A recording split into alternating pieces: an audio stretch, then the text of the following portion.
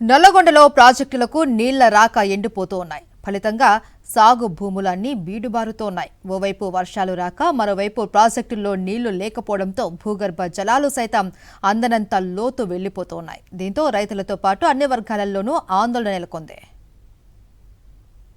నల్లగొండలో ప్రాజెక్టులకు సంబంధించిన తాజా సమాచారం మా ప్రతినిధి పాసం అశోక్ రెడ్డి అందిస్తారు. ఎల్నినో కారణంగా అనావృష్టి పరిస్థితులు ఎదురైనటువంటి నేపథ్యంలోనే పశ్చిమ కనుమల్లో తీవ్ర వర్షాభావ పరిస్థితులు ఎదురైనటువంటి నేపథ్యంలోనే ఇన్ని రోజులు ప్రాజెక్టులన్నీ కూడా జలకళను సంతరించుకోకుండా వెలవెలవైనటువంటి పరిస్థితి. కానీ ఒక 10-15 రోజుల నుంచి కూడా పశ్చిమ కనుమల్లో కురిసినటువంటి వర్షాలకు ఎగువన ఉన్నటువంటి ఆల్మట్టి, నారాయణపూర్, జూరాల, తుంగభద్ర, శ్రీశైలం ప్రాజెక్టులు కూడా ప్రస్తుతం వరద నీరు వచ్చి చేరడంతో జలకళను సంతరించుకొని నిండుకుండలాగా ప్రాజెక్టులు మారినాయి. కానీ దిగువన ఉన్నటువంటి నాగార్జున సాగర్ మాత్రం ఇంకా నీటి రాక కోసం ఎదురు చూస్తుంది.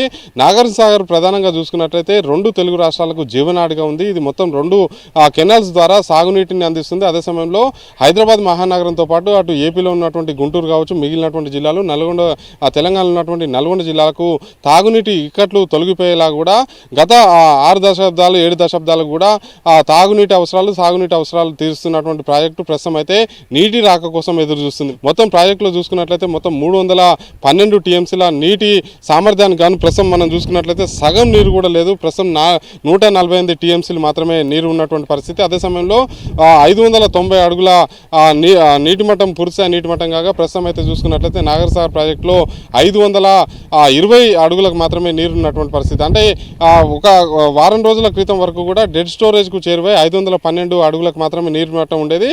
కానీ ఎగువ నుంచి శ్రీశైలం ప్రాజెక్టు నుంచి విద్యుత్ ఉత్పత్తి కారణంగా దిగువకు నీటి విడుదల చేసినటువంటి క్రమంలోనే ప్రాజెక్టులకు అంతో ఇంతో నీరు రావడంతో దాదాపు 8 అడుగుల నీరు పెరిగింది. అదే సమయంలో చూసుకున్నట్లయితే 10 టీఎంసీల నీరు కూడా ప్రాజెక్టులోకి వచ్చి చేరినటువంటి పరిస్థితి. అయితే ప్రస్తుతం మనం చూసుకున్నట్లయితే నాగర్సాగర్లో ఆస్థాయి నీటి మట్టం ఉంటే గత సంవత్సరం